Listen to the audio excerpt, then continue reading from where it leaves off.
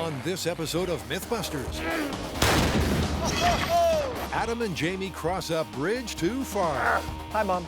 As they test a cliffhanger of a movie myth. Did you hear me? I said running from explosions. Can you really leap up on a bridge 3, 2, 1. that's going down? Like a knife edge. Meanwhile, there's hail hijinks Get inside now. as Carrie, Tori, and Grant break the ice, Here comes the hail. finding out if the mother of all hailstorms Rough seas ahead. can ever sink a ship. Fire. Whoa. I think we got a problem. Who are the MythBusters? Adam Savage That's the spirit, soldiers. and Jamie Heineman. I'll be darned. Between them, more than 30 years of special effects experience. Together with Carrie Byron, That is messed up! Grant Imahara, Somebody order an explosion? and Tori Belleci. Let's chop this car up. They don't just tell the myths, they put them to the test.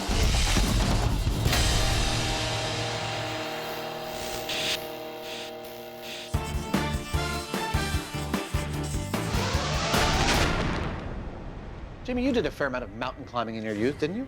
I did. All right, this story comes from the movie Cliffhanger about a mountain climber played by Sylvester Stallone. And at the end of the movie, he is running across a suspension cable bridge on which the bad guys have put a bomb. They set off the bomb, blowing up one of the moorings of the bridge. And after the explosion, Sly, who's already running, takes 2 further steps and a final leap to safety While the bridge is falling. while the bridge is actually falling. That sounds dubious. I think the same thing, and I think that's why we should tackle it. It's a cliffhanger climax. When a blast destroys one side of his bridge, our high-altitude hero hurls himself to safety. But can you really make a running jump on a rope bridge seconds after one side has been severed? Obviously, I think we have to finish the story by doing it in full scale, you and me on a bridge we built that we destroy repeatedly. Yeah, but you know what? I think we should do some bench tests first. I agree. Perhaps just after the object started falling, there's some tiny period of time in which you can get a jump. And maybe we can tease that out in scale. Sounds like a plan. So first up, they're scaling this mountain myth in small scale, where they'll need a baby bridge, That's a flexible bridge. a boom to bust it, That'll do it. and a gas-powered pint-sized piston, Hey! I love that. which is soon getting some serious air. Boom! Wah! I feel like we've got something really good here, don't you? Now, to stick it all together, So, we are trying to determine if after you've destroyed one side of a suspension bridge, could you still jump off that sucker? And this is the scale experiment we've built to tease this out. We've built a real suspension bridge, mounted hard on one side with an electrically activated solenoid on the other that allows us to precisely destroy the moorings on this side of the bridge. We also have a jumper, built off of a pneumatic cylinder that we can also control precisely. That control comes from these 2 timers, which will allow us to control the destruction of the bridge and the jumping of the jumper to within 1 millisecond. If there is anything at all to this story, this rig ought to tease it out. yep, it's a precision bridge drop mini rig.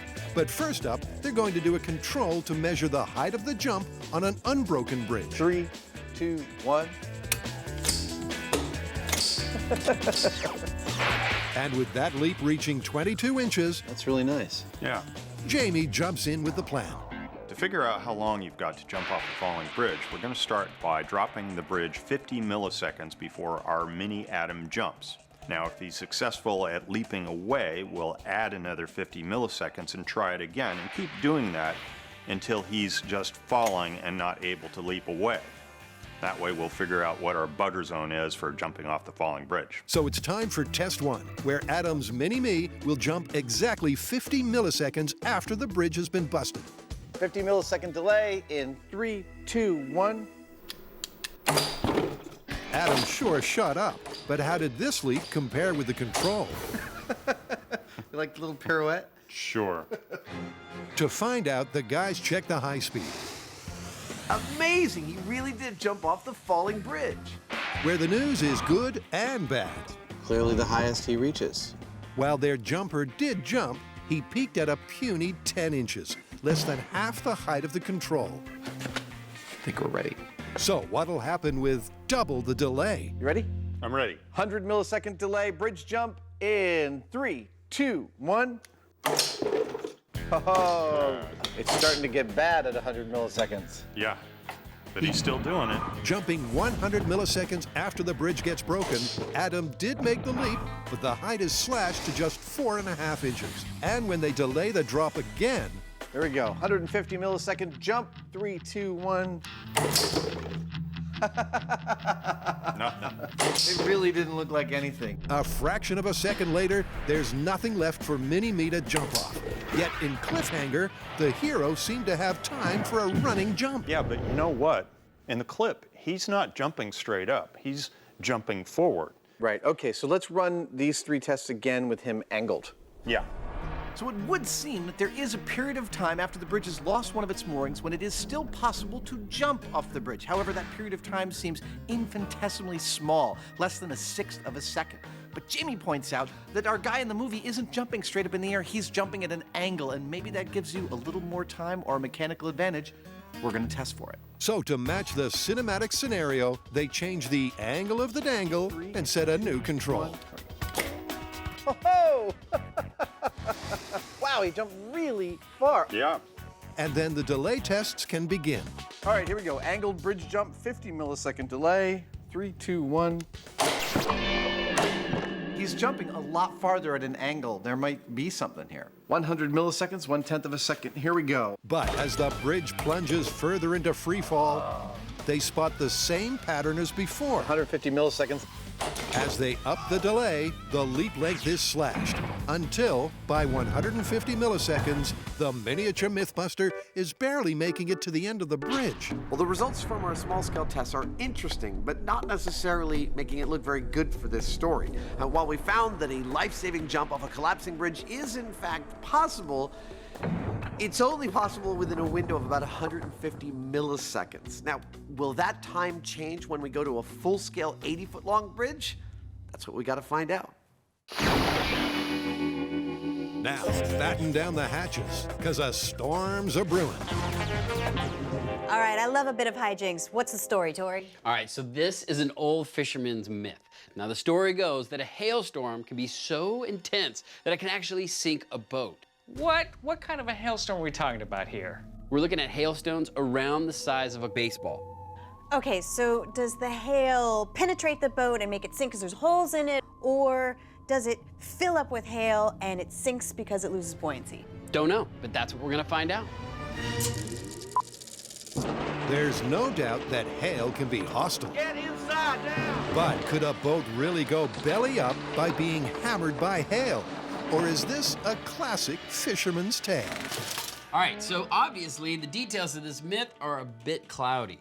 Yeah, I mean, we have no idea whether it was a hail fastball that punctured the boat or whether it was a sheer volume of hail that caused it to go under. Well, ultimately, we're going to have to test both. So why don't we start with the puncture theory? All right, well, we can't wait for a hailstorm. Why don't we create our own?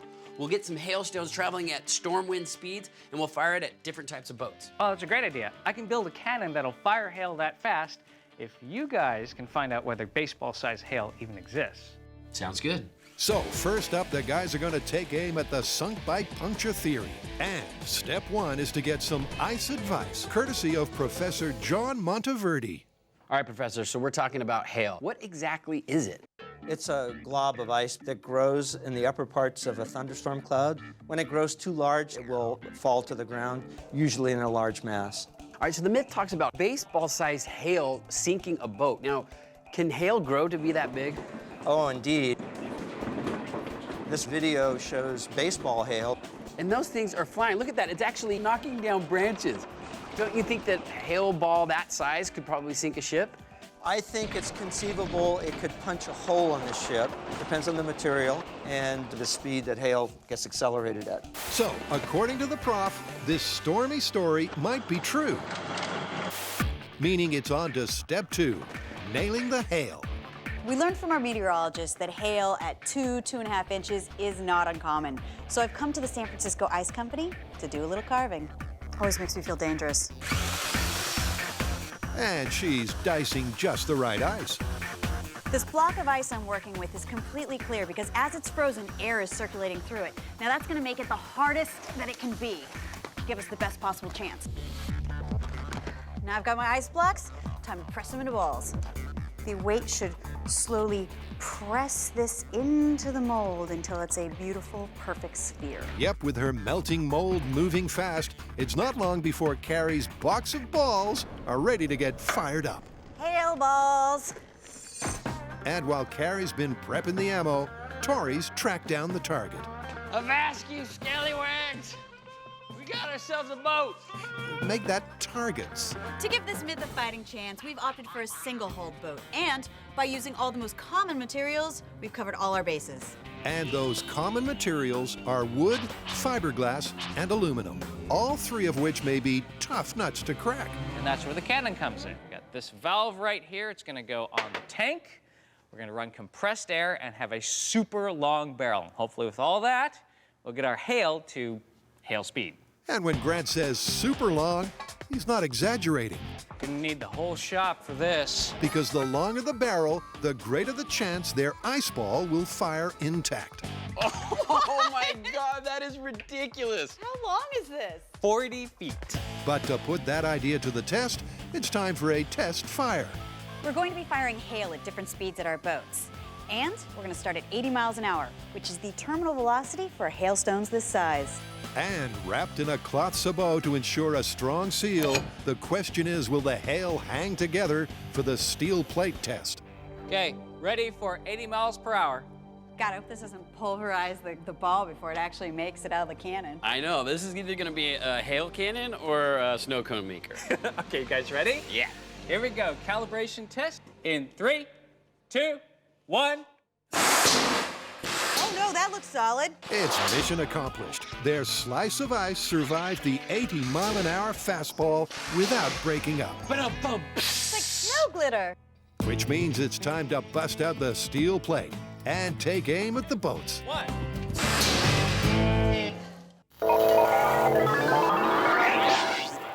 In the movie Cliffhanger, our sly hero leaps up as a blown-up bridge falls down.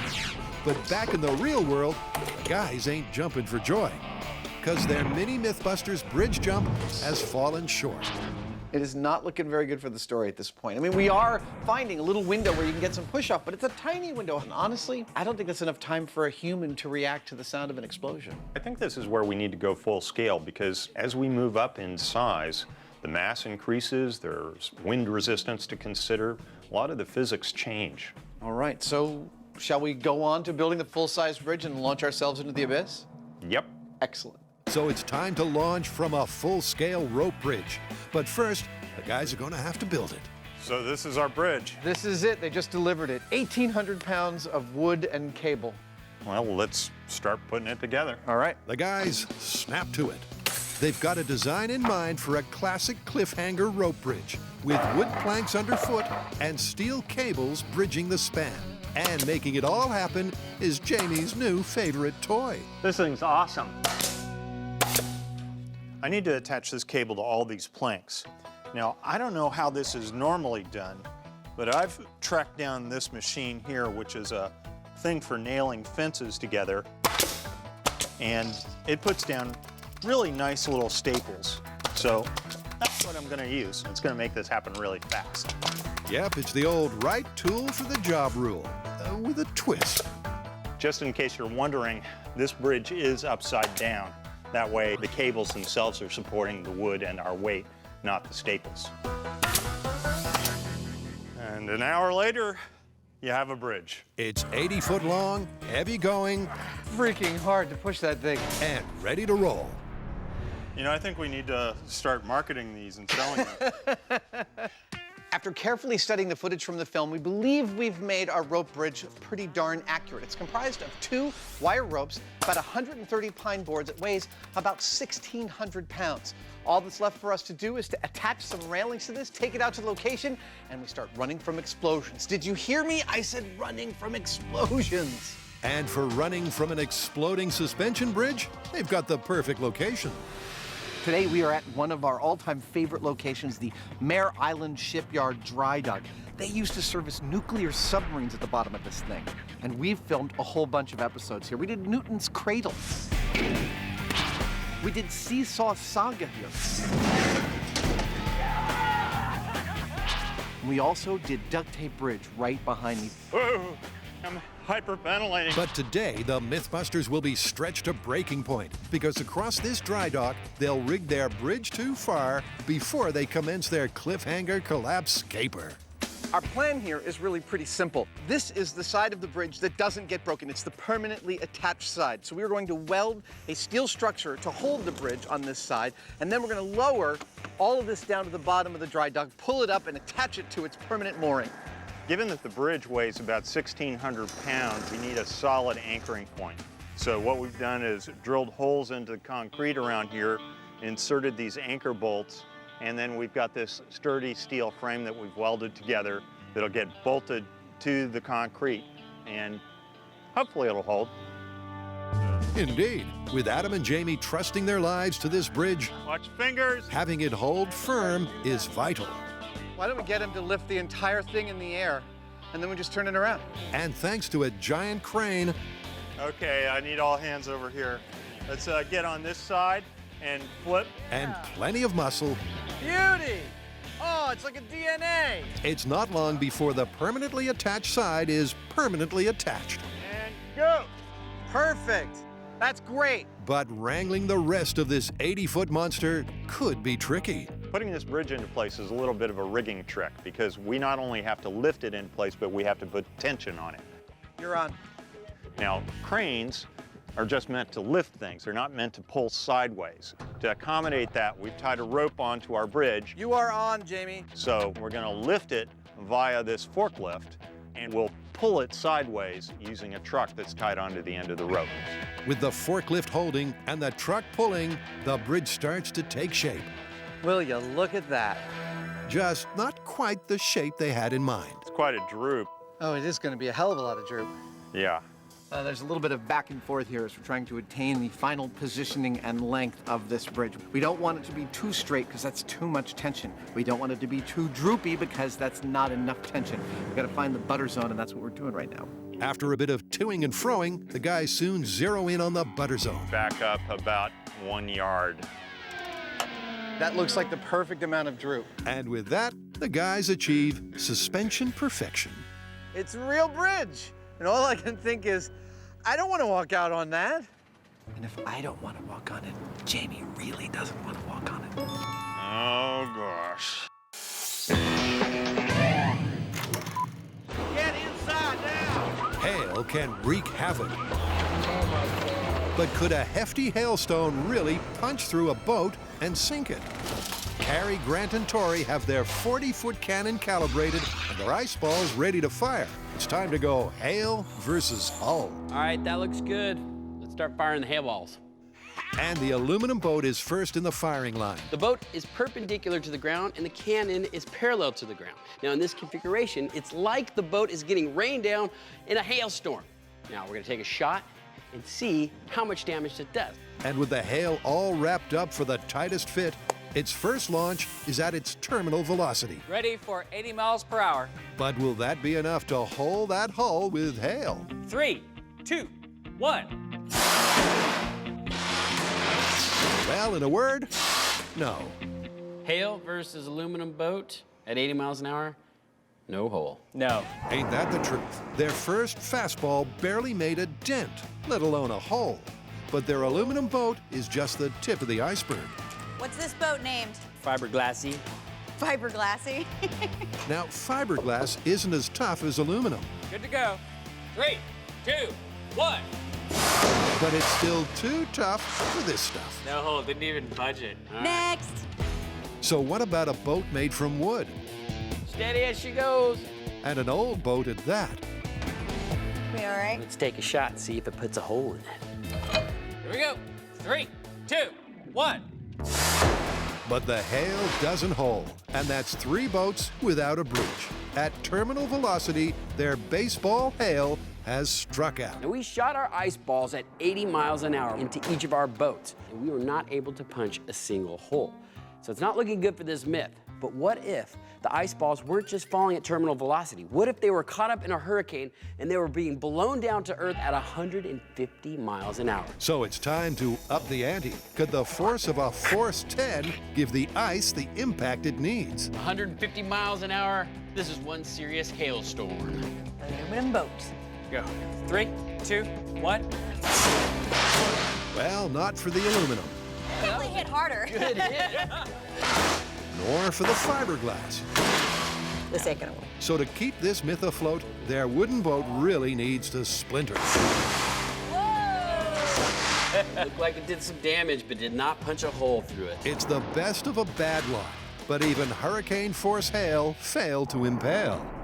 So far, we've tried this at terminal velocity, 80 miles per hour, and hurricane speed, 150 miles per hour. And so far, we haven't had much success punching through our boat. So with nothing to lose, the guys, somewhat predictably, decide to take things to the extreme. So now we're ramping up to over 300 miles per hour, which is the highest ever recorded wind speed in a tornado. Now, I know that there's not typically hail in tornadoes, but what this myth needs right now is more speed. And although that tornado speed is incredibly unlikely, To 155 PSI. will 300 miles per hour send their ballistic ice ball through aluminum? 3, 2, 1. It was a good hit, but no hole. How about fiberglass? 300 miles an hour. Fiberglass boat. Hey, it's like it's snowing in here. So at 300 miles an hour, all the hail ball did was knock some of the paint off the fiberglass boat. There is still no hole. So with 2 boats down and no holes to show, even at tornado speed, this myth's chances all ride in their old wooden boat. I know 300's ridiculous, but I got a good feeling about this. It could happen. In 3, 2, 1. I can't even see it. We punched a hole in the boat. It's a perfect clear hole. Finally, at a worst-case scenario wind speed, their boat failed to weather the weather. That's just silly. Or did they? Oh, wait a minute. I think we got a problem. I think this boat is rotten. It's rotten luck. They've scored a direct hit on weakened wood. I think we need to try this again. So they zero in on a zone that's rot-free. In 3, 2, 1. Oh my Did it go God. through? I mean, it looked like some serious damage. It did some damage, but I don't think it punched through.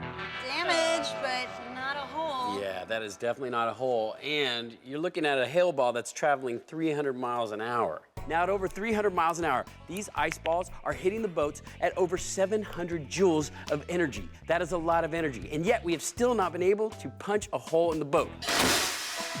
So it's not looking good for this myth. As far as penetration goes, the myth is busted. But that's only half the story, because the boat may have been sunk by the sheer quantity of hailstones. Oh my God, it's almost filled. But could mass alone send a boat to the bottom? In a cliffhanger myth that's high on drama and long on suspense, Adam and Jamie have strung a rope bridge to see if you can hurl yourself to safety when one side's in free fall. That's a bridge, man. I can't wait to walk on it. I'm about to take an inaugural walk out on the rope bridge, and I honestly don't have any idea how this is going to go, but there's only one way to find out. Here we go. It's the moment of truth as Adam takes one small step for man and one giant leap for MythBusters. Woo! My calves are tingling. I've never had my calves tingle before. And while the bridge is holding firm, it's not yet all systems go. Standing on our rope bridge is giving me some real pause about the experiments we had planned. It's making me feel a little bit spooked. There's a lot of things that can go wrong with something this big when you're purposely making it fail. So before we continue, we're going to be discussing and buttoning down every last little bit of our safety protocol. And that buttoning down involves testing whether their bridge collapse system can safely drop first time, every time. It's fully padded. Shall we do it? Yeah. No mean feat given that it's triggered by explosives. We need to release all 4 of these cables precisely at the same time. And so to do that, Matt Herron and his team here are setting up some quick releases with squibs. They're small amounts of explosives that'll be triggered electronically so it all happens perfectly. That's the theory. And once the bridge bombs are primed, it's time to put that to the test. All right, blow the bridge in 3, 2, 1, go! Oh, no! Oh no is right. Only 3 of the 4 cables break free, meaning that there's a snag, literally. No! But moments later, Oh! the bridge falls. Fully, entirely, and most importantly, without any other complications. It's a good thing we did a test run because that's when you work out the bugs. In this case, the bug was a quick release that got jammed and it sort of left the bridge hanging there cockeyed. But now, it's my turn to go out on the bridge and do the drop. Yep, with the bridge hoisted back up, it's time for Jamie to put this cliffhanger myth to the test. Armed, of course, with some serious safety supplies. It's called a yo-yo. It's got a little spring-loaded pulley inside that lets the cable out really nicely until you put too much force on it, and it stops you from hitting the ground, thus saving your life. Okay, let's go. Hook me in. Jamie tiptoes into position, and once there, here's how the test is going to go. To test this story, I'm going to start running full speed towards the end of the bridge. Now, when I cross that orange plank there, Our pyro Matt will release the bridge from its moorings here by detonating 4 explosive squibs. and when I hear that bang, I'm going to take a couple of steps and dive for that board. And we'll see whether this is possible. Yep, for the myth to be confirmed, that boom, step, step, leap is the play they need to see. But Jamie's got other concerns. I should point out here that what we're about to do is not a stunt. In the movies, they do stunts. They can use computers, they can do wire removal, they can do all sorts of things that you don't see in the final edit. In our case, we're doing it for real, and that implies a certain amount of risk because this thing, it's heavy, it's unpredictable what it's going to do. Once we get on it, our lives are at stake, and it's worth being really careful with. Very careful, because Jamie's life is literally hanging in the balance. I'm hot. He's hot. All right. Jamie, you feeling good? Okay, On my mark. hold on. Okay. Just trying to get into the zone. Okay. This is it. There's no turning back. Okay. All right, on my mark. Bridge jump in 3, 2, 1, go!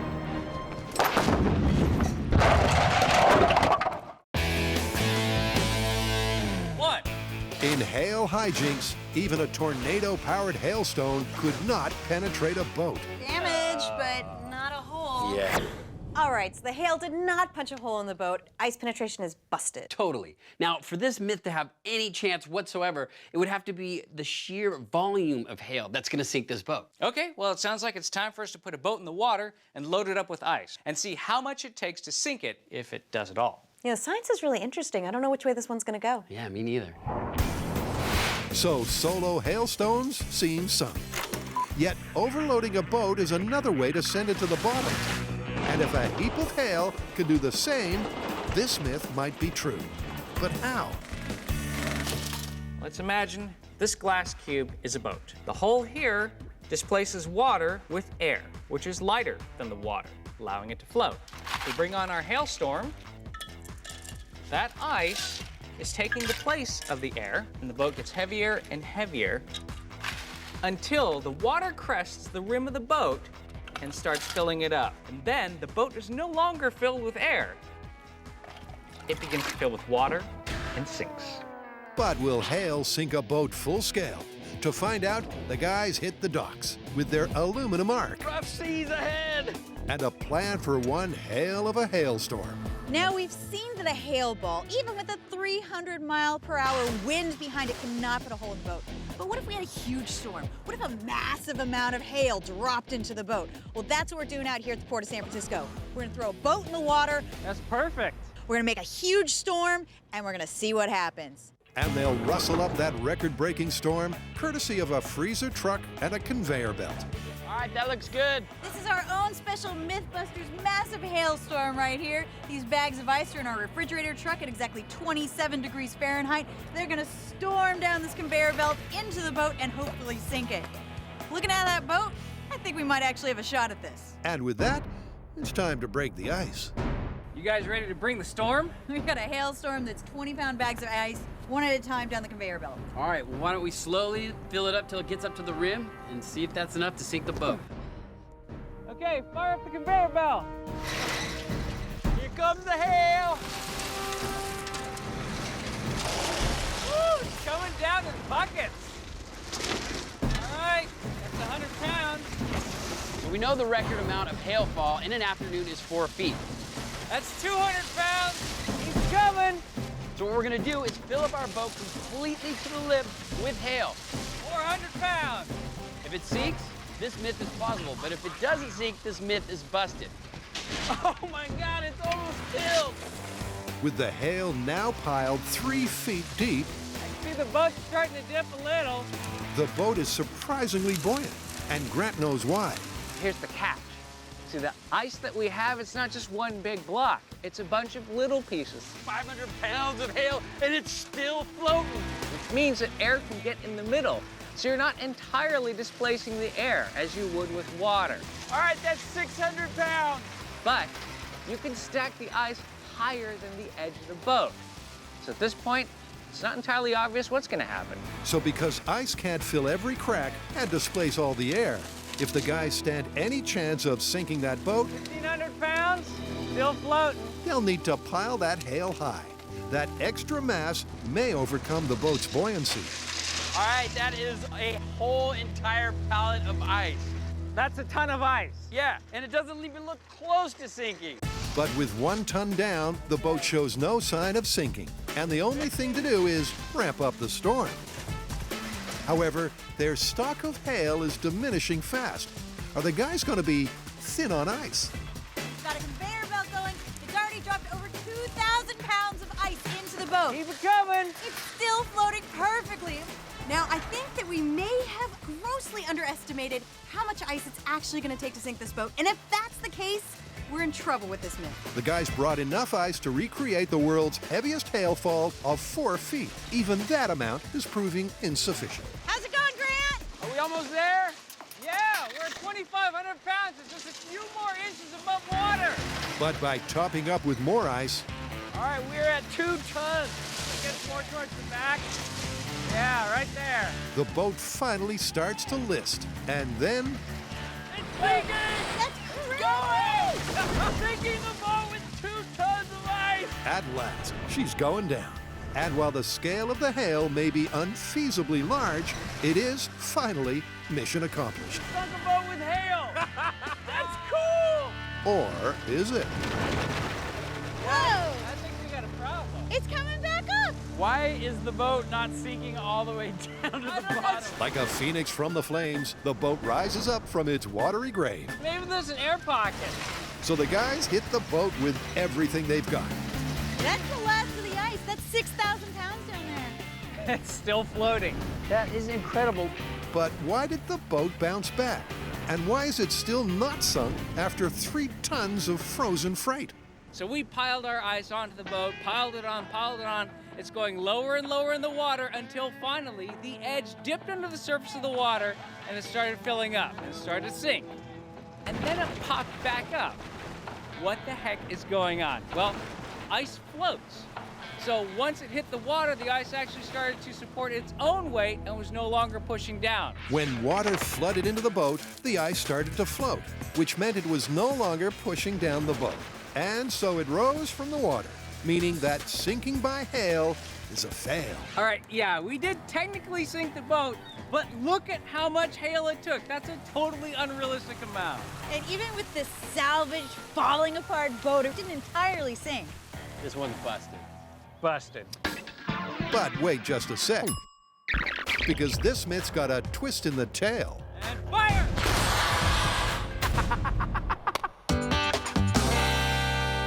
Welcome back. We are testing the exploding bridge jump from the end of the movie Cliffhanger. And in this movie, Sylvester Stallone is running from a bomb on a suspension bridge. The bomb goes off and he takes 2.5 more steps before leaping to his salvation at the very end of the rope bridge. Everything is in place, and we are just about to test this in full scale. And full scale means Jamie's going to need some fancy footwork. Just trying to get into the zone. Okay. Because if this myth is true, Okay. Jamie needs to make his step, step, and leap after the explosion fires. All right, on my mark. But will he even have a leg to stand on in the first place? Bridge jump in 3, 2, 1, go! Jamie sprints, the bridge blows, and in the blink of an eye, he drops like a stone. Jamie, are you okay? I'm fine. Excellent. But did he make any headway?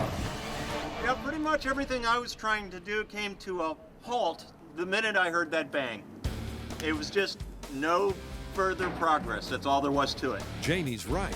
At the moment the cables are cut, the bridge goes into free fall, and almost immediately, Jamie has nothing solid left to run on, let alone jump. So was the timing right? The timing was perfect. The bridge blew just before you reached the orange stair. You didn't get hurt swinging into the wall. Well, I tell you what, when I heard that bang, it was like a knife edge. It was just like everything that I was doing was done. And all I could do was try to hang on. So the boom, step, step, leap combo is busted. But if the guys eliminate the two-step start, maybe the Smith will find its feet. We find ourselves wondering if there is a tiny period of time when one could still get some push off the bridge even after it's been compromised. So that is what I'm about to test. I will be standing on the bridge within leaping distance of the top bar of the bridge. I will wait until I hear the explosion. No one's gonna tell me when it's coming. And the moment I hear it, I'm going to push off and go for that top bar. If I make it, then presumably there is a tiny period of time when it is feasible to leap on a falling bridge. But can Adam's reflex leap succeed where Jamie's running jump failed? Let's do this. Or is it a bridge too far? Based on my experience, once the bridge is released, the person on the bridge is pretty much done. So, as far as what Adam does, I don't think we're going to be seeing any leaping. Jamie is skeptical. There. Yep. And after a few dummy jumps, Yeah, that's it. it's time to put his prediction to the test. Scary. Are you all set, Adam? Adam doesn't know when the boom is coming, I'm in possession. I'm ready. Go, Matt. but he crouches, focuses, and then Oh! There was nothing. There was nothing at all. I heard a crack, and then there was no ground. There's no grace period there. Oh! the fall was so fast and furious that Adam had no time at all to react. From my standpoint, that was kind of anticlimactic. One moment there was a bridge, next moment, no bridge. Yeah, it's like I said, once you hear that sound, it's like a knife edge. You're done. Just like their small-scale tests, the bridge drops almost the moment the explosion happens. There's just no time to think, let alone leap. I know it looks like I'm hanging out over a void, but technically, experimentally, I'm dead. The moment I heard the sound, I didn't have time to actually leap or anything. I was just following. That's pretty definitive right there. Yep, there's no doubt about it. Oh! Once the cables are cut, the bridge and its passenger are going down. This is safety equipment, having kept me alive one more time. Hi, Mom. And here's why. The moment the cable is cut, the tension disappears, and the bridge acts like a piece of rope swinging through the air, offering nothing for Adam or Jamie to jump off. This is totally impossible. This thing is completely busted. It is, but you know, if I was on a bridge and something bad was happening, I would think that I would just hold on to my handrails. You want to try that? I mean, it's an option, isn't it?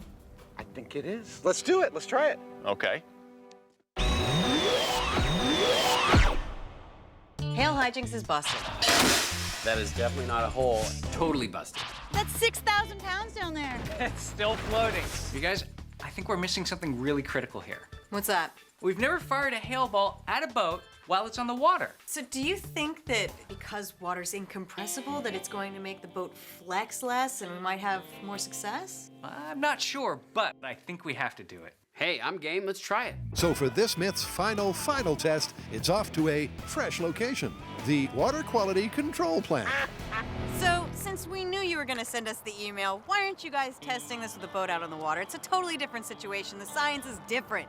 You would be right. Now, the way we've been testing it, firing the hailstone into the boat, we're creating a little bit of flex, which might absorb the energy. But with water being incompressible, it's going to create more resistance and possibly give us that penetration we're looking for. So will having water under the boat stop it from flexing and make a hail puncture possible? To find out, the guys will leave no cannon unturned. Is it in? Not yet. And to cut to the chase, they'll only test their two most likely boats, wood and fiberglass. Next stop, cannon. So this is the plan. We have our wood boat and our fiberglass boat. What we're gonna do is place each of the boats in the water and start firing hail balls at 300 miles an hour into each of the boats. Okay, I'm loading. And we'll find out if that's enough to punch a hole in the boat and sink it. 300 miles per hour is the most extreme wind speed possible, but in the shop, it failed to fire up a hole. Okay, fiberglass boat at 300 miles an hour. But now, will water underneath the boat create the right conditions for a rupture? Ready, fire. Well, Is there a hole? I don't see a hole, and the boat's still floating. While the water did dampen the flex of the fiberglass, this boat was still too tough to be torpedoed, even at tornado speed. Which leaves them with one last shot across the bows. We had our best luck with this experiment in the shop when we used the wood boat. Now that's what we're on to now. But we switched the boats out because that first boat might have had a little bit of rot and Will was already compromised. So we're gonna throw this one in the water. It's a perfect day to go boating. I think that if we're gonna get any sort of penetration, it's gonna be with this boat. But if this wood boat doesn't get a hole at 300 miles per hour when it's on the water, We might see this thing sink.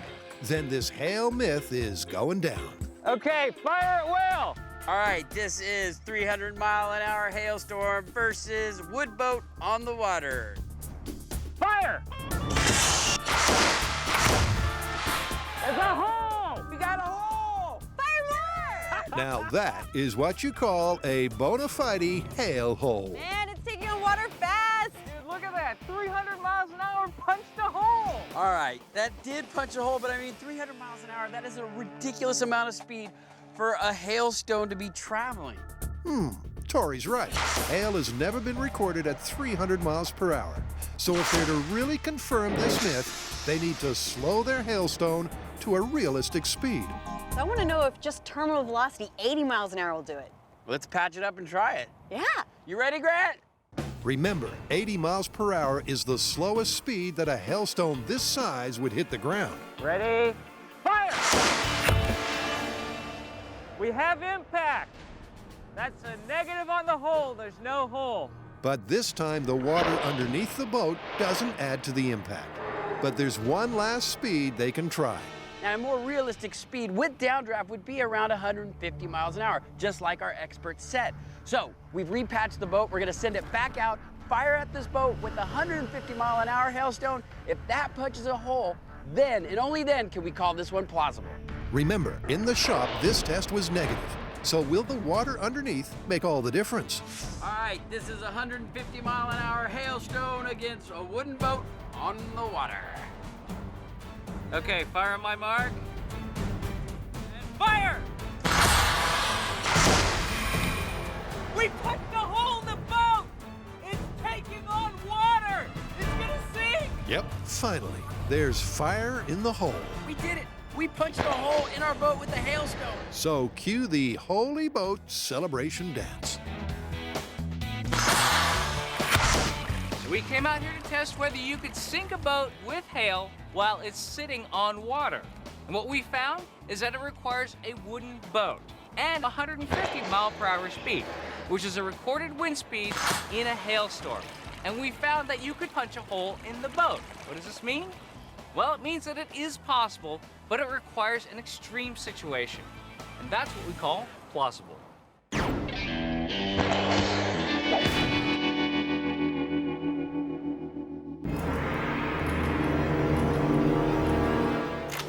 The classic rope bridge is the simplest way to span two distant points when the ground falls away in between. And it's the falling that interests the MythBusters. All episode long, we have been falling off of bridges, literally trying to imitate Sylvester Stallone's jump from the exploding bridge at the end of Cliffhanger. And I'm sorry to say that we have failed. This one is totally busted. It's completely not possible. However, Mr. Heinemann, in his infinite wisdom, ponders the conundrum that if he were running off of an exploding bridge and he heard a bomb go off, he would merely hold on and see what happens. So that is what he is about to do. It's a substitute survival strategy. In case of bridge drop, is your best bet just to hold on for dear life. To find out, they add some cushioning to the cables. I tell you what, it's going to be a lot nicer holding onto that rope than a hard steel cable. And then Jamie assumes the position. What's going to happen here is I'm just going to run like heck, and when the bridge blows, I'm going to try and hang on to these. Unless you think the yo-yo here is helping Jamie hang on, it's not. It's merely keeping him from dying. Dying may be off the agenda, but injury is always an option, especially when you're hanging on to 1,600 pounds of falling bridge 40 feet above concrete. You know, it's kind of unsettling. It's like you know that any minute the rug is going to be pulled out from under you. You know you're going to get creamed, but you're just going to have to do it. I know exactly what you mean. I felt precisely the same way out there. So with the tension dialed in, All right, on my mark. it's the bridge's last call. 3, 2, 1, when you're ready. And Jamie, please hold the line. Okay, here we go.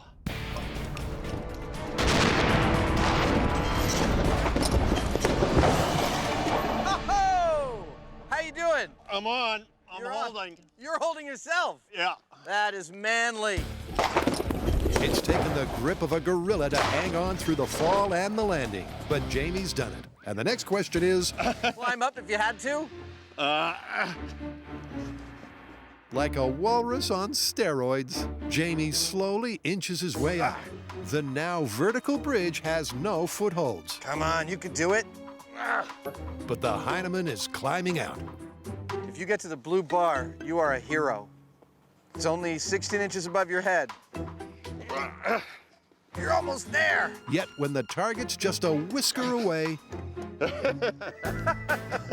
Okay. Jamie's muscles give up for good. If my life depended on it, I might have made it. But it doesn't. Once again, that was a scary experiment that went perfectly. At the moment Pyro blew the bridge, Jamie grabbed onto the railings, held on for dear life, and rode it all the way to the mountainside. It was beautiful. But there you have it. I think we have tested this every way from Sunday.